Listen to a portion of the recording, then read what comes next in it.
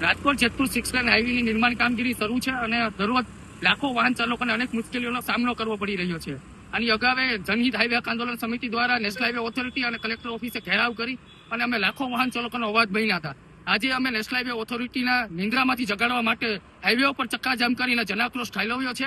કારણ કે ગઈકાલે જૂનાગઢમાં કેન્દ્રીય મંત્રી શિવરાજસિંહ ચૌહાણને આ હાઈવેનો કડવો અનુભવ થતા તેમને માર્મિક ટકોર કરી છે. ત્યારે રાજકોટના સ્થાનિક ચૂંટાયેલા પ્રતિનિધિઓ, સાંસદો અને ધારાસભ્યો આ બાબતે કેમ કાંઈ નથી બોલતા?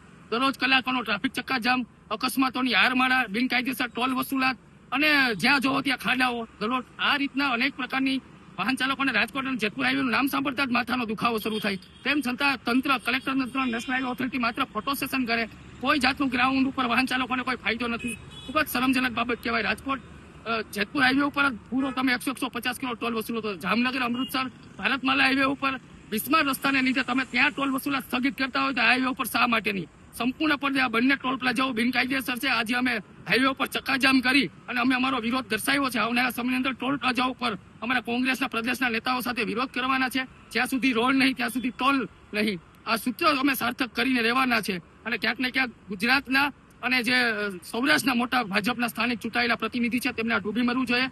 ડબલ એન્જિન કહેવાતી સરકાર આની મોટી નિષ્ફળતા કહી શકાય. સેટેલાઇટ ઉપરથી વાતો કરનારા કે સ્પેસ ટેકનોલોજીનો ઉપયોગ કરીશું લોકસભાની અંદર બહુ સુફિયાની વાતો કરે નીતિન ગડકરીજી. એકવાર રાજકોટ જેતપુર હાઈવે પર આવીને દેખાડો તમે સ્પેસ ટેકનોલોજીથી આ હાઈવેની સ્થિતિ જોવો. ખાડા ઉપર હાઈવે છે, હાઈવે ઉપર ખાડા નહીં હોય.